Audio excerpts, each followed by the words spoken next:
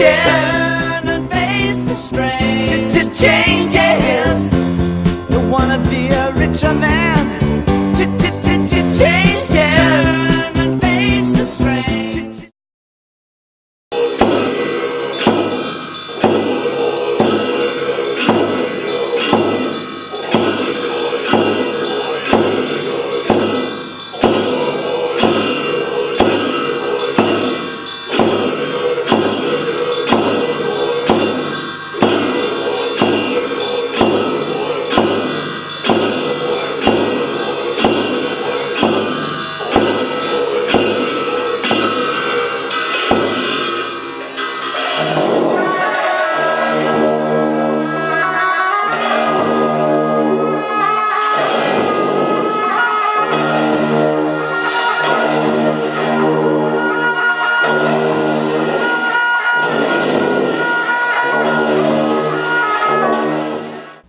Mandala, the Sanskrit word for circle, is a painting made with colored sand.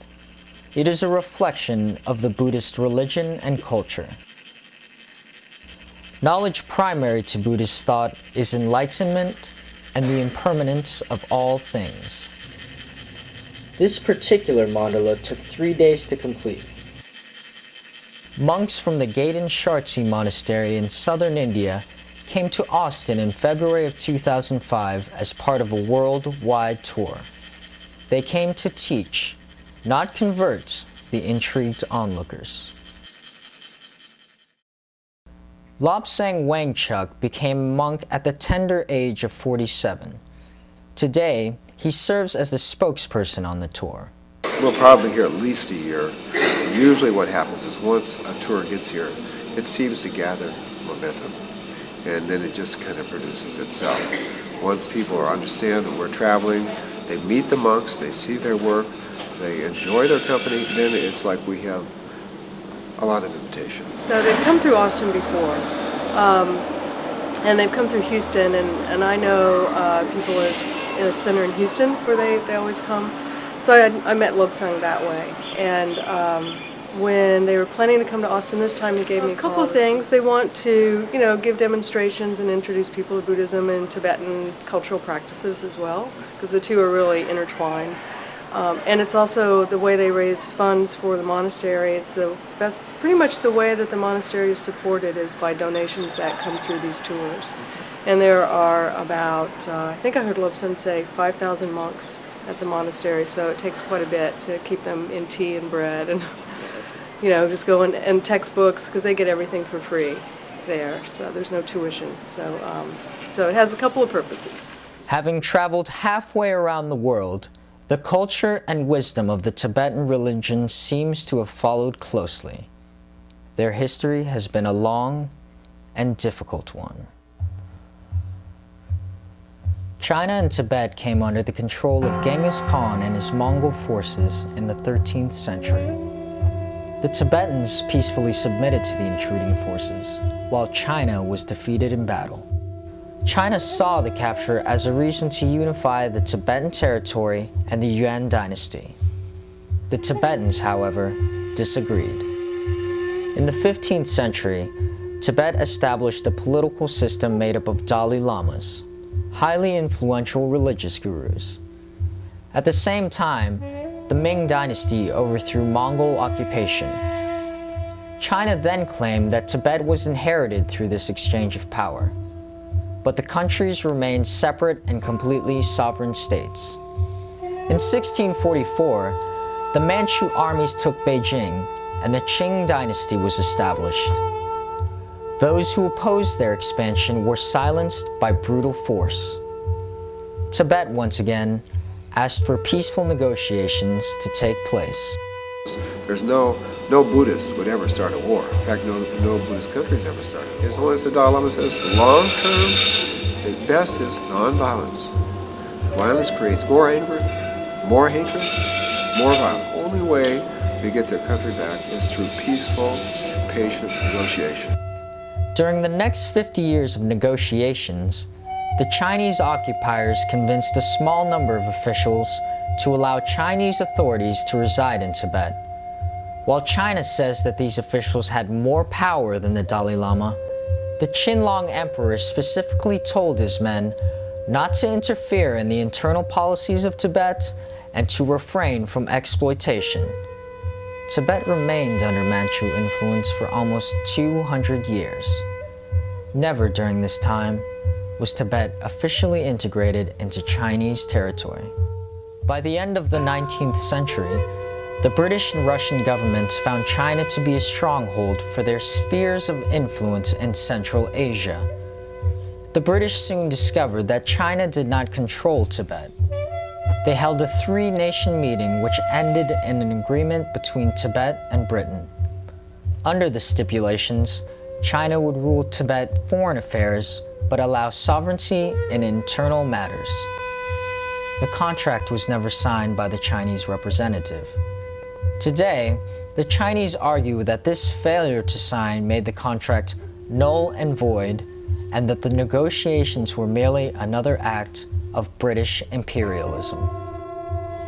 By 1949, the People's Liberation Army invaded Tibet. The imposition forced hundreds of Tibetans into the mountains, while thousands fled to the west to avoid persecution.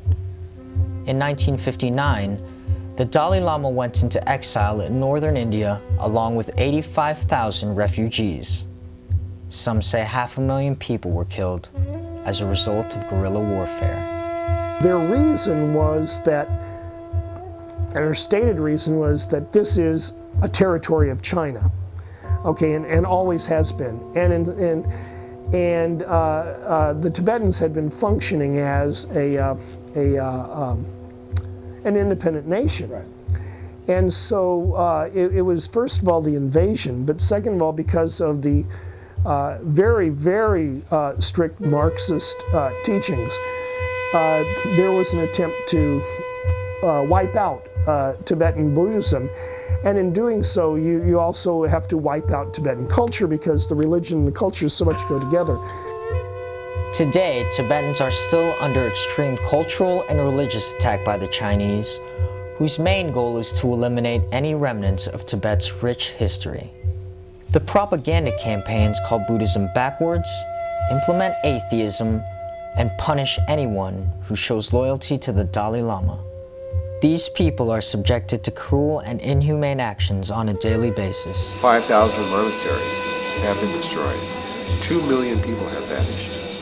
This is what has happened in Tibet. More Chinese now have been moved into Tibet than Tibetan people. The Tibetans have no rights in their own country. Women are forcibly sterilized. There's forced abortion. They're living there under the servitude of their Chinese forces. Very difficult. The reform through labor camps known as laogai forced prisoners to produce goods for export in horrible conditions. Workers are exposed to hazardous nuclear materials and chemicals without proper safety precautions. Tibet's environment is suffering immensely from the Chinese occupation. Since the 1949 invasion, the country has a deforestation rate of 80%, mining occurs with no precautions, rivers are poisoned, nuclear waste is buried throughout, and 81 animal species are now endangered. The atrocities force thousands of Tibetans to flee their homeland every year. While they experience grave oppression, the people hold steadfast in their Buddhist beliefs and insist that violence is not the answer. Tibet is a very pure place. The whole country is about 14,000 feet. 1/3 of the population in Tibet was monks and nuns. This is what Tibet was like. Everybody was so devoted to spiritual practices, the whole population. The highest form of life in Tibet was a monk. Here it's a sports hero, a rock star, a movie star. But there it was a spiritual practitioner. This is the state that was honored the most. So we hope Tibet comes back. It probably has the largest untapped resources on the planet. It's almost the size of Australia. It borders 11 countries. So who has Tibet controls Asia. Geographically, it's very important. It's also a very good place to shoot missiles from. The whole country is already 14,000 feet high. The job's half done. No nation seems to have stepped forward in defense of Tibet. Dalai Lama, it was just a few years ago, was not allowed to speak at the United Nations. The Chinese put their foot down. They're on the Security Council, and so they said no. In an ironic sort of way, Castro can go and speak and have a gun on his side, but the Dalai Lama cannot. The irony is that since Tibetan Buddhism has basically had to be exported, they're in exile, more people today know about Tibetan Buddhism than ever before in history. So there's a kind of good thing that comes out of it. You know, not that it justifies what the Chinese did, right. But you might say it's a very Buddhist notion that that nothing is permanent, and here are all these benefits that came about from something negative. The monks of Gaden Chartsi reflect this mindset through their travels.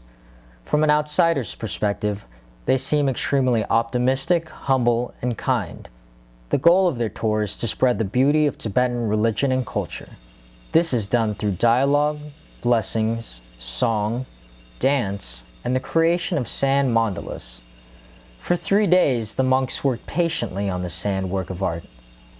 The utmost physical and mental concentration for this process takes years to attain. Monks work all their lives. Usually the mandalas represent like celestial universes of light and beings. This particular mandala is that of Tara, a female Buddha. So we're showing you like her celestial mansion. Here we've taken the roof off. We're folding it, unfolding it out so you can see all the architecture. Sometimes the circles are spheres. And if you were to do Tara's practice, you would learn to generate this out of a very deep wisdom mind made of light in 3 dimensions. She's been linked, at least archetypally, symbolically, to the Hindu goddess Saraswati, who is the goddess of wisdom and learning. And so Tara, Tara then is sort of a Buddhist equivalent of that, you know, wisdom and learning and all. And in fact, Tara takes different forms even. So you have like meditations on green Tara. I believe this was a meditation on white Tara.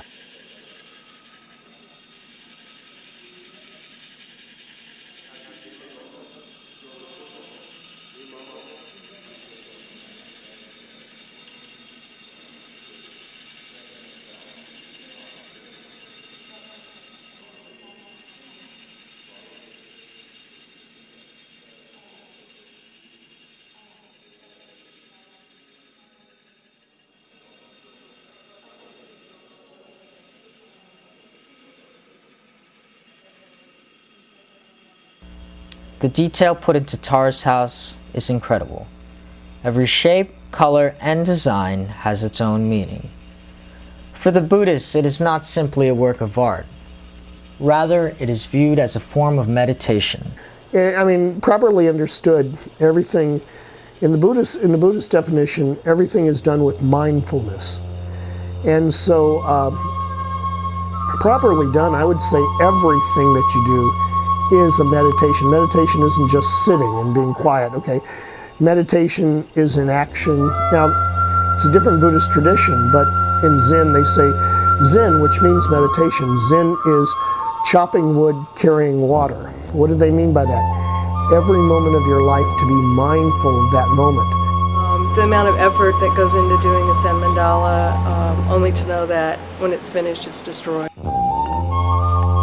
A different way to think about our own attachment to things, and things whether we create them or not.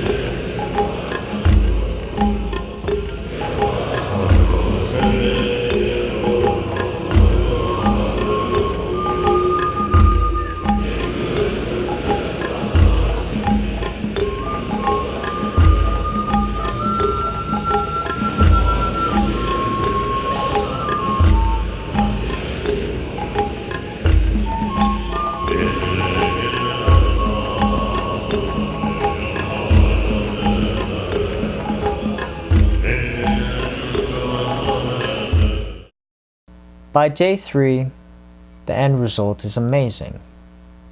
Spectators from all walks of life crowded around the mandala to grasp its meaning. I think it's really important, and it is good to let people know what Buddhism is all about, because I think that sometimes people have misconceptions about different religions, and I think that spreading their, peaceful word and their knowledge is good. Regardless of what happens in the end, is you give your best, and you just make a beautiful representation, and that's what they do. I mean, they do this 8 hours a day for 4 to 5 days, and they sit in meditation, so they're not really that physically active to begin with, yet they commit to do this, for that higher purpose, that higher self, and to remind us, that we can all do that. The destruction ceremony began with Buddhist chanting, meditation, and prayer.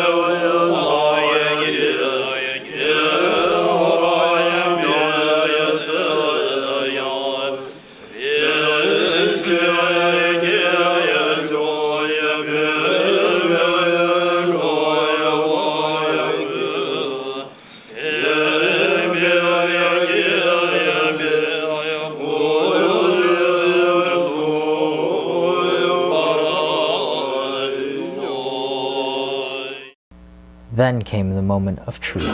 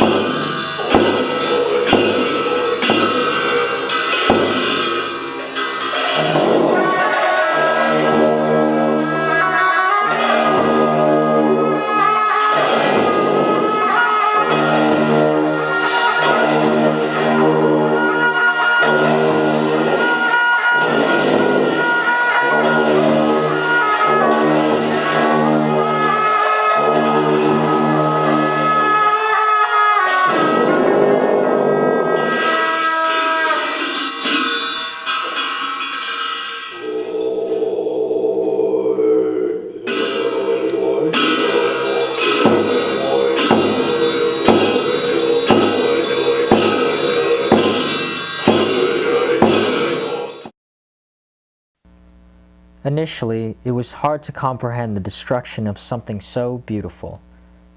The monks simply brushed away the sand like it was nothing. Yet, the meaning behind the sand mandala is the ultimate life lesson: change.